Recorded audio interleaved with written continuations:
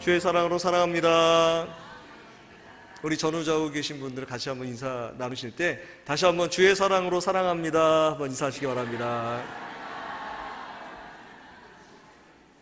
감사합니다. 어떻게 그런 일이 일어날 수 있습니까? 라는 제아의 말씀으로 오늘 본문의 말씀을 드리도록 하겠습니다. 요한복음의 저자는 요한 사도이죠. 요한은 예수님의 사랑하는 제자라는 별명이 붙어 있을 정도로 예수님을 그 어떤 제자보다도 사랑하고 또 존경했던 그러한 인물이었습니다. 저 유명한 레오나르도 다빈치의 최후의 만찬 이 그림을 보면 이 긴 식탁이 등장하고 그 가운데 예수님이 계시죠. 그리고 양옆으로 긴 식탁 뒤편으로 이 그림을 바라보는 우리를 향해서 12명의 제자들이 길게 늘어져 앉아 있습니다. 그 정중앙에 계시는 예수님의 바로 오른편에 앉아있는 사람이 바로 제자 요한입니다. 다른 최후의 만찬 그림에는 제자 요한이 바로 예수님에게 안겨져 있는 그런 그림도 있습니다. 게다가 요한은 예수님의 십자가 사건 당시 다른 제자들은 모두 도망갔지만 예수님의 어머니 마리아와 함께 끝까지 예수님의 곁에 있었던 제자로서 예수님을 향한 사랑이 얼마나 깊었었는지를 요한복음은 또 말해주고 있습니다. 그러한 요한은 사도가 되어서 열심히 복음을 전하며 교회를 세우는 데 주력했습니다. 그리고 그는 모든 제자들 중에 가장 오랜 기간을 살고 약 94세 하나님 나라로 부름을 받게 됩니다. 그러나 그가 살던 시대는 기독교의 박해가 가장 극치에 달했던 그러한 시기였습니다. 주후 70년경에 네로 황제에 의해서 그리스도인들이 로마의 대화재의 방화범으로 몰려서 원형 경기장에서 맹수에게 먹이가 되는 등 온갖 박해를 당하게 되죠. 게다가 주후 90년경에는 도미티니아누스라는 황제가 자신을 신으로 추앙하라는 명령을 내리고 이를 듣지 않는 그리스도인들에게 네로 황제 때보다 더 극심한 박해를 가하게 됩니다. 요한도 이 도미티안 황제 때에 황제를 숭배하지 않는다는 그런 죄목으로 반모섬에 끌려가서 노인이었음에도 불구하고 채석장 노역을 당하게 됐으며 또 기름가마에까지 튀겨지는 벌을 받았다가 가까스로 살아나기도 했습니다. 요한은 이러한 박해의 시대 가운데 살아가는 그리스도인들을 무엇보다 먼저 생각했습니다. 그리스도인들은 너무나도 심한 박해를 받고 있었죠. 그들의 일상적이고도 아주 기본적인 삶마저도 영유할 수 없을 정도로 이 황제와 관리들은 그들을 압박하고 통제하며 또 핍박했습니다. 그로 인해 그들의 믿음의 삶이 연약해져 가는 것을 요한은 바라보게 되었던 것이죠. 오히려 그들에게 이미 이러한 일을 겪으신 주님을 생각하며 주님은 육신이 그저 죽으신 것이 아니라 부활하셔서 지금도 우리를 사랑하시는 분이심을 그는 이들 절망적인 그리스도인들에게 선포했던 것입니다. 그래서 저술한 책이 바로 요한복음입니다. 그러면서 한 인물을 그들에게 소개하고 있지요. 그의 제자들이 고민했던 믿음의 문제, 즉 그리스도인으로서 살아가기 위해서 어떠한 믿음을 가져야 하는가에 대한 질문을 이미 예수님 앞에 토로했던 인물이 있었다라는 것을 오늘 본문을 통해서 소개하고 있는 것입니다. 그의 이름이 바로 니고데모입니다. 사도 요한은 다른 복음서와는 달리 예수님의 유년생애에 대해서는 다루지 않고 있습니다. 오히려 예수님께서 이 땅에 오신 이유와 사람들의 반응에 대한 설명을 1장부터 아주 상세하게 다루고 있습니다. 그래서 바로 2장부터 예수님의 공식적인 사역 기간이 아니었음에도 불구하고 가나안의 혼인잔치에서 아주 상급의 최상급의 포도주를 항아리마다 가득 채우시는 예수님의 기적을 등장시키고 있습니다. 그리고 예수님은 유월절을 맞이해서 제자들과 함께 예루살렘으로 올라가시죠. 예루살렘에 이르신 예수님은 성전 정화 사건을 일으키십니다. 성전 제사를 드리는 사람들의 편의를 봐주기 위해서 성전 안에 재물과 돈을 융통시키는 무리들을 보시고 제사와 예배의 진정한 의미가 퇴색되고 오염된 성전 내부를 완전히 뒤집으시고 청소하시는 모습을 보이신 것이죠. 내 아버지의 집을 장사하는 집으로 만들지 말라고 이렇게 말씀하시는 예수님을 향해 이적을 보이라고 주장하는 이 유대인들을 향해서 예수님은 너희가 이 성전을 헐라 내가 사흘 동안에 일으키리라 라고 말씀하시면서 앞으로 받으실 십자가와 부활로 만들어질 영적 성전을 미리 예표하시기도 합니다. 그러한 중에 이러한 예수님의 이적과 표적이 매우 흥미있는 것임을 깨닫고 예수님을 무언가 중요한 사람으로 믿고 따라오는 무언가가 있으신 분이구나, 정말 이전에는 본 적이 없는 그런 분이시구나 라는 것을 깨닫고 따라오는 많은 사람들이 발생했다라는 것이죠. 바로 이 지점이 되어서 요한은 믿음의 올바른 정의를 내리기를 원하고 있었습니다. 당시 유대인들은 그들을 속박하는 로마로부터, 또 그로 인해 발생하는 여러 불안정한 정치 상황과 또 경제적 문제로부터 해방되기 위해서, 또 보이지는 않지만 이미 희미해져 버린 율법을 통해 약속받은 이 영원한 생명, 이 구원을 얻기 위해 그들이 무엇을 믿어야 할지에 대해 혼란스러워하던 그 찰나에 이적을 행하시는 예수님을 만났던 것이지요. 그런데 그들의 이러한 믿음의 모습은 마치 목적지를 향해 가기 위해서 그저 대중교통을 갈아타는 것과도 같은 불안정한 모습을 그들은 보여주고 있었다라는 것입니다. 요한은 예수님께서 말씀하시고자 하는 믿음은 이런 식의 믿음이 아니라는 것을 깨우치기 위해서 이것과 대조적인, 온전하고도 원초적인 믿음에 대한 정의를 요한복음의 초두부터 설명하고 있습니다. 오늘 본문보다 앞선 1장 10절에서 13절까지의 말씀을 제가 새번역 성경으로 읽어보도록 하겠습니다. 그는 세상에 계셨다. 세상이 그로 말미암아 생겨났는데도 세상은 그를 알아보지 못하였다. 그가 자기 땅에 오셨으나 그의 백성은 그를 맞아들이지 않았다. 그러나 그를 맞아들인 사람들, 곧 그 이름을 믿는 사람들에게는 하나님의 자녀가 되는 특권을 주셨다. 이들은 혈통에서나 육정에서나 사람의 뜻에서 나지 아니하고 하나님에게서 났다.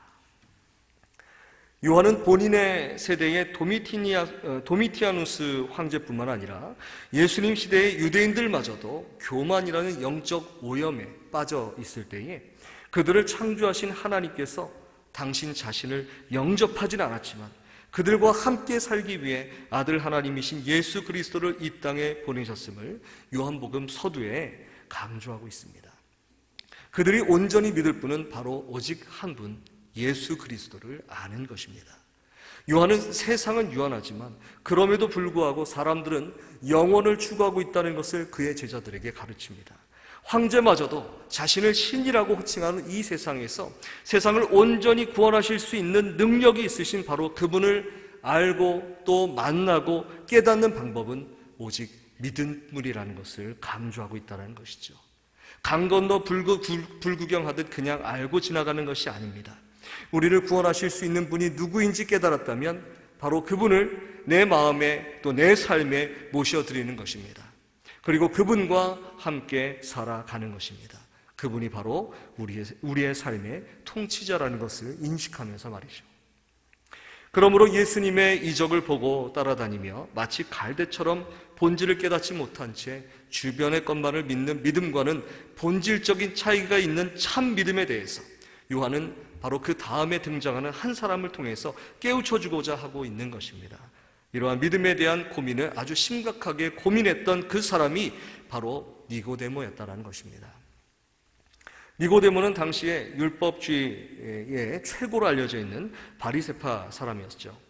바리새인은 당시 유대인들에게는 목숨과도 같이 여겼던 말씀을 맡아서 연구하던 사람들이었습니다. 특히 율법인 모세오경을 아주 철저하게 지켜서 이 율법을 잘 지키기 위해서 이를 해석하고 또 실천하기 위해 만든 또 다른 율법까지도 아주 철저하게 암기하며 지켰던 사람들, 바로 그 사람들이 바리새파 사람, 바리새인이었습니다. 게다가 그는 상당히 높은 관리였죠. 바리새인들 중에 그는 산헤드린 공의회 회원이었는데 로마가 공식적으로 인정하는 통치기구였으며 70명 중에 한 명으로서 그는 마음만 먹으면 이단까지도 형을 집행할 수 있는 아주 권력자 중에 한 명이었다는 것입니다. 그런 니고데모였지만 그의 등장은 사실 초라합니다. 2장 후반부에 예수님의 이적을 보고 믿음을 가졌던 많은 사람들이 지나가고 난 다음에, 그것도 밤에, 어둑어둑한 밤에 그는 조용히 등장하고 있었습니다. 니고데모는 이적을 보고 믿는 무리들과는 거리를 두었습니다. 물론 바리새인들이 한적한 밤 시간에 말씀을 묵상하기도 했지만 니고데모는 이미 자신을 성전과 동일시했기 때문에 장차 사내들인에서 이단이라 지목할 수 있었던 어찌 보면 요주의 인물을 만나기 위해서 이 밤에 움직였던 것입니다. 예수님은 그 자신에게 그럴 만한 이유, 즉 단지 이적 때문이 아닌 무언가가 있어 보이는 그러한 분이셨던 것으로 니고데모는 여겼던 것 같습니다. 사실 니고데모는 고민을 가지고 있었습니다. 나름대로 심각한 고민이었습니다. 그래서 무언가 있어 보이는 예수님을 만나 그가 가지고 있었던 매우 심각한 질문을 드리고 있었던 것이죠. 바로 그 질문은 이것입니다. 오늘 본문의 9절 말씀을 같이 한번 읽어볼까요? 우리 9절 말씀을 함께 봉독하도록 하겠습니다. 시작. 니고데모가 대답하여 이르되 어찌 그러한 일이 있을 수 있나이까? 현대어로 바뀌면 이렇습니다. 어떻게 그런 일이 있을 수 있습니까? 어떻게 그런 일이 있을 수 있습니까? 예전에 저희 막내에게 마술을 한번 보여줬습니다. 어떤 마술이었냐면 굉장히 대단한 마술이었어요. 손에 공을 하나를 딱 붙잡습니다. 딱 붙잡고 이 손을 딱 합치고 난 다음에 으아 하고 이제 기합을 넣는 거예요. 그러면 막 손을 쥐고 난 다음에 막 소리를 내면서 공을 쥐어 짭니다. 그리고 나서 손을 쫙 펴면 공이 어떻게 돼 있죠? 놀라지 않으시는 모양인데 저희 막내는 굉장한 충격이었어요. 손을 쫙 폈는데 공이 없는 거예요. 얼마나 깜짝 놀랐던지. 물론 여러분들 아시겠지만 어떻게 합니까? 으악 하면서 손을 짤 때 이미 공은 바닥에 떨어져 있죠. 공은 바닥에 떨어져 있지만 우리 막내는 결코 보지 못했습니다. 손을 탁 펴는 순간 공이 없는 것을 보면서 굉장히 신기하면서 눈을 반짝이면서 이렇게 말하는 거죠. 이게 뭐야? 이게 뭐야?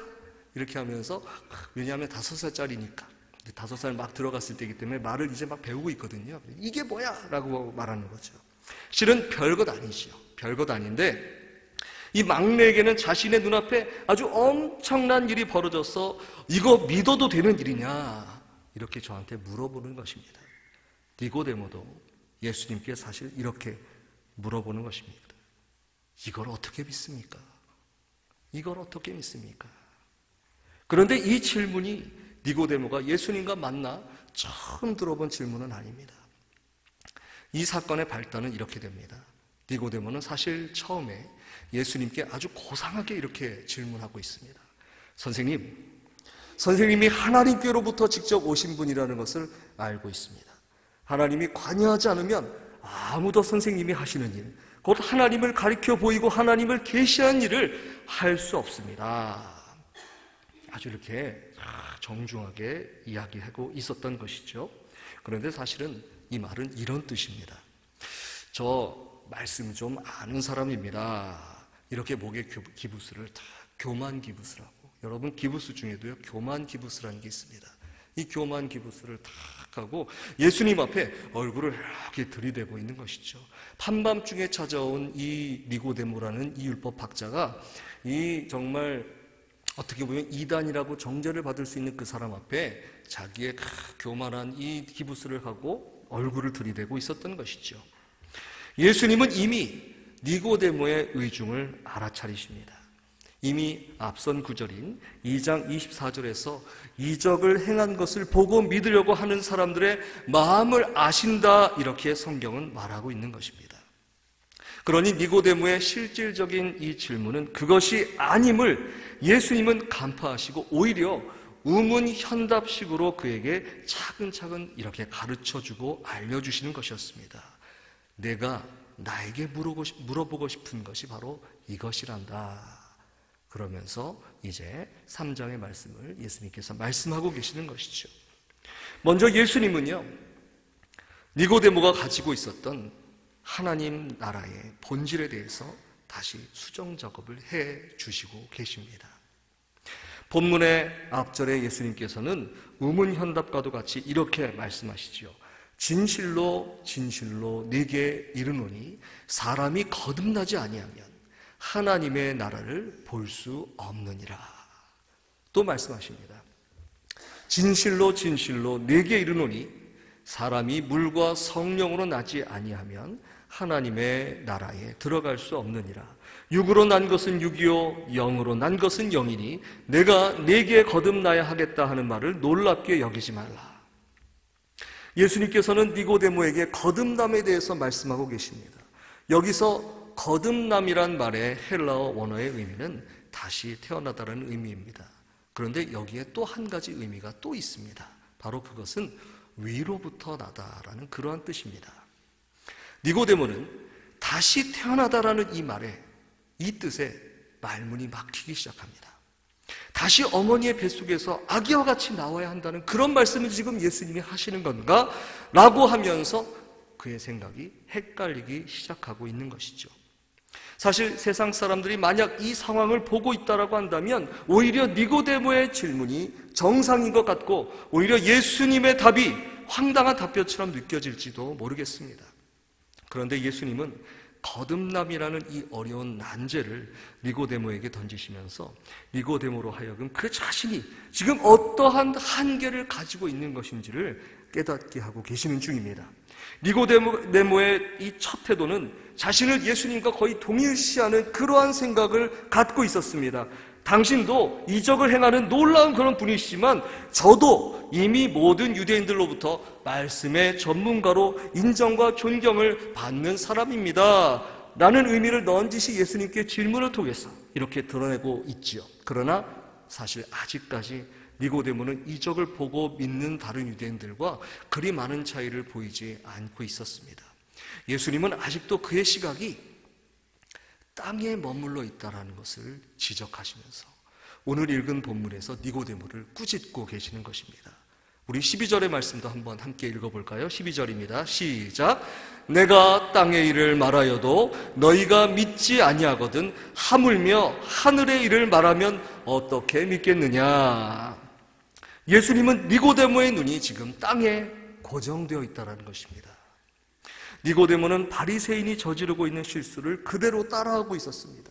그가 지금까지 지켜왔고 또 행해왔던 율법주의 습관 그대로 바로 그곳에 예수님을 그대로 대입하는 실수를 저지르고 있었던 것이죠. 그리고 지금까지 그가 고급 관리로서 사회와 경제와 정치적으로 해결하려고 해석하려고 노력해왔던 공식과 방식대로 예수님이라는 분을 바로 거기에 억지로 끼워 맞추고 있었던 것이죠. 예수님은 오히려 바로 그러한 그에게 이렇게 반문하고 계십니다. 내가 그렇게 노력해왔던 것이 과연 하나님 나라의 일이냐? 그것이 바로 하나님 나라의 일이냐? 여러분, 하나님 나라는 어떠한 나라입니까? 하나님 나라는 모든 의와 거룩함과 은혜가 충만한 곳입니다. 믿으십니까? 하나님 나라는 이 땅에 몸으로 입고는 갈 수 없는 나라입니다. 그러므로 예수님은 하나님 나라는 다시 태어나서야 갈 수 있다, 또 위로부터 나야 한다, 그렇게 말씀하시는 것이죠. 결코 틀린 말이 아닙니다. 그 나라를 우리가 눈으로 볼 수 없습니다. 하늘의 일이기 때문이죠. 그러므로 땅에서 없어질 것들로는 하나님의 나라에 들어갈 수 없습니다. 니고데모가 아무리 율법 교사에 어마어마한 관직에 있다고 하더라도 하나님 나라의 티켓은 결코 거기에 있지 않습니다. 그러나 하나님은 하늘에만 하나님의 나라를 꼭꼭 숨겨놓으시고 보여주지 않으신 것이 아닙니다. 이미 하나님의 나라는 이스라엘 백성이 경험했습니다. 하나님은 그들의 선조들과 함께 하신 하나님이시고 또한 그들이 종되었던 땅 이집트 땅에서부터 하나님이 함께 하심으로 구원과 해방을 맛보았던 민족이 바로 이스라엘 민족이었던 것이죠. 실제로 그들의 광야의 천막 예배실에서 하나님께서 임재하셨던 것을 그들은 알고 있는 것입니다. 구약 성경은 바로 그렇게 온 성경을 통틀어서 이스라엘과 함께 하시는 하나님의 거대한 그 발자취를 설명하는 위대한 책이라는 것입니다. 믿음은 바로 하나님 나라의 열쇠가 되는 것이죠. 믿음을 통해 우리는 그렇게 하나님께서 우리와 함께하고 계심을 깨닫는 것입니다. 그러나 여러분, 하나님 나라의 자녀로서, 하나님 나라의 백성으로서 이 땅에서 살아가는 것, 그것은 결코 쉬운 일이 아닙니다. 매우 어렵습니다.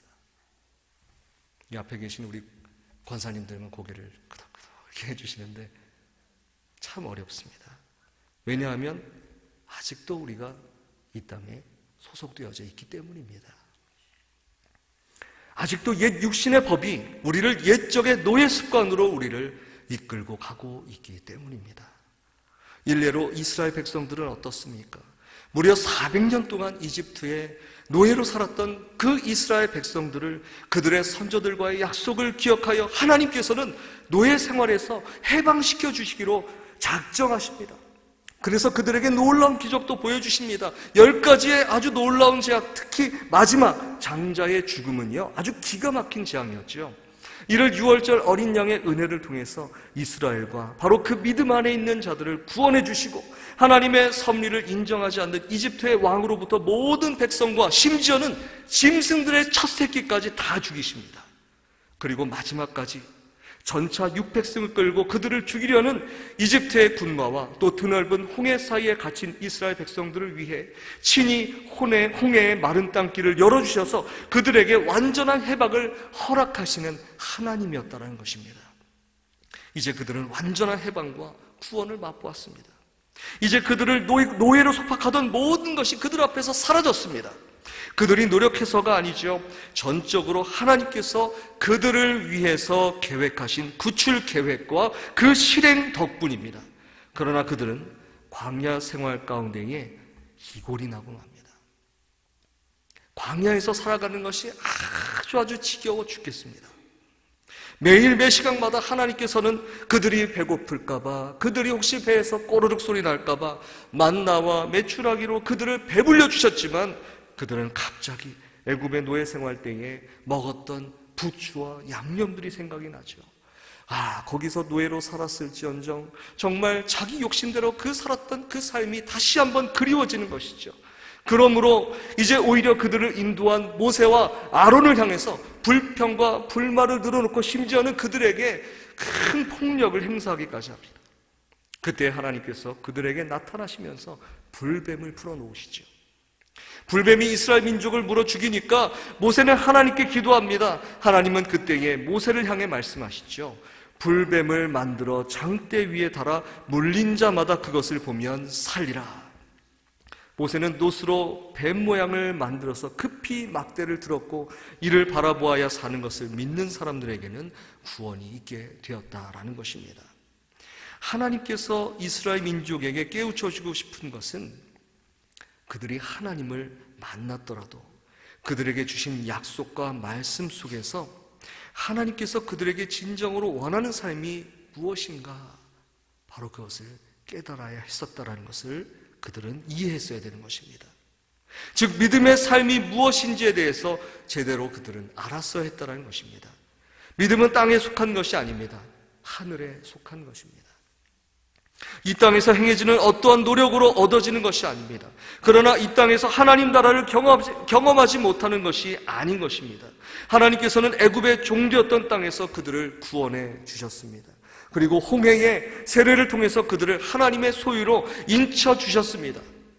그렇다면 그들은 이 땅에서 살아가지만 이 땅의 백성이 아닌 하나님의 백성이요 자녀의 삶으로 살아가는 특권을 누리게 되었음을 인정해야 하는 것입니다. 그들이 광야를 살아가던 또 도시의 시민으로 살고 있던 간에 이스라엘은 하나님 안에서 살아가야 하는 것입니다.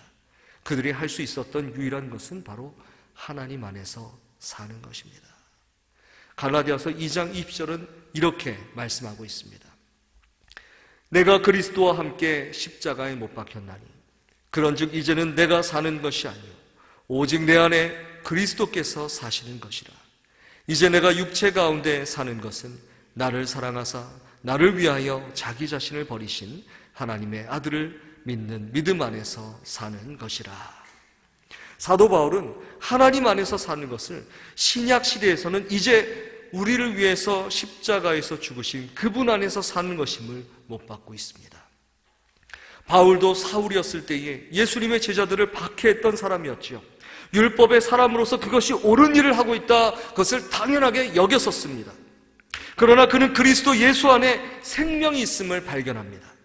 그 생명을 우리에게 그리고 세상에 주시기 위해서 자신의 생명을 희생하신 것, 그것은 바로 예수 그리스도십니다.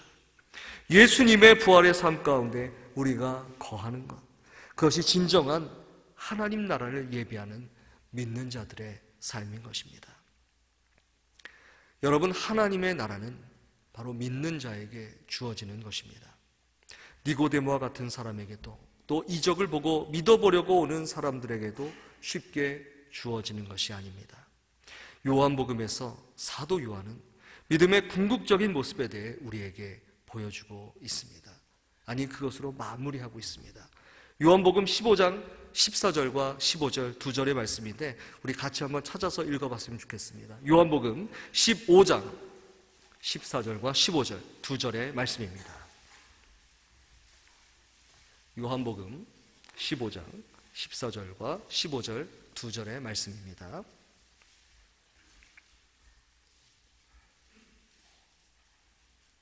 요한복음 15장 14절 15절 두 절의 말씀, 우리 같은 목소리로 한 목소리를 합독하도록 하겠습니다. 너희는 내가 명하는 대로 행하면 곧 나의 친구라. 이제부터는 너희를 종이라 하지 아니하리니 종은 주인이 하는 것을 알지 못함이라. 너희를 친구라 하였노니 내가 내 아버지께 들은 것을 다 너희에게 알게 하였음이라. 아멘. 하나님께서는 우리의 삶을 십자가에서 소유하셨습니다. 구약시대의 녹뱀도 이스라엘 백성을 구원하는 표징과도 같았던 것처럼 하나님 자신이 죽으신 주님의 십자가는 이 세상을 구원하시는 능력이 있으십니다. 우리는 바로 그곳에서 우리의 왕으로, 주인으로 예수님을 영접했습니다. 그러나 우리 주님은 우리를 종으로 소유하려 하지 않으십니다. 오히려 나는 너희의 친구라, 이렇게 말씀하시는 것입니다. 그런데 예수님은 자신이 되고 싶은 친구의 이상향을 바로 그 앞절에 이렇게 말씀하고 계십니다. 사람이 친구를 위하여 자기 목숨을 버리면 이보다 더 큰 사랑이 없나니. 친구의 생명을 위해 대신 생명을 바칠 수 있는 친구, 우리 예수님은 이런 친구로 우리에게 오셨습니다. 믿으십니까? 마땅히 종이 되어도 황송하기조차 그지없는 그러한 관계인데 주님은 오히려 우리의 종의 멍에까지 벗겨버리시고 그러한 친구의 사랑을 왜곡함 없이 우리로 하여금 그대로 깨닫게 해주시기 위해서 바로 십자가에서 친구가 되어 주셨습니다. 여러분, 처음 질문으로 돌아가 보도록 합니다. 믿음이란 무엇입니까? 사도 요한이 마지막으로 요한복음을 써내려가던 그 시대의 믿는 자들에게, 그리고 지금 본문의 니고데모에게 있어서 그가 또는 그들이 깨달아야 했던 믿음의 삶은 무엇입니까? 믿음의 삶이란 바로 그렇게 친구가 되시기 위해서, 우리와 친해지시기 위해서, 우리는 그렇게 마음을 여겨본 적이 없는데, 우리는 그렇게 마음을 잡아본 적이 없는데 그러한 우리를 친구 삼아 주시기 위해서 십자가와 부활 사건을 겪으신 주님과 진정한 친구의 대우를 해드리는 것입니다. 이것이 맞는 말인지는 모르겠습니다. 그렇다고 이 친구가 된다고 마구 함부로 예수님을 대하는 것은 아닐 것입니다. 친구의 이유는 십자가의 사랑을 진정으로 깨닫는 것은 종이 아니라 친구여야만 하기 때문이라는 것입니다. 예수님 안에서 친구의 삶으로, 정말 가까운 그런 삶으로서 예수님과 늘 함께하며 동행하는 귀한 삶으로 살아 나아가는 것, 이 땅에서의 삶 가운데 찾아오는 고난과 고통은 여전할 것이지만 그럼에도 불구하고 하나님께서 이미 우리의 연약함을 아시고 우리와 함께 살아가기 위해 이미 내 삶 속에 존재하시는 것, 성령 하나님께서 이미 우리 안에 바로 그러한 하나님의 사랑으로 우리를 위해서 지금 자복하고 통회하며 기도하시는 것, 바로 그것을 우리가 온전하게 깨닫고 오늘도 주님만을 사랑하겠습니다. 주님의 십자가를 붙들겠습니다. 주님과 함께 이 세상을 온전히 살아 나아가겠습니다. 믿음으로 나아가실 수 있는 여러분 되시기를 주님의 이름으로 축원합니다.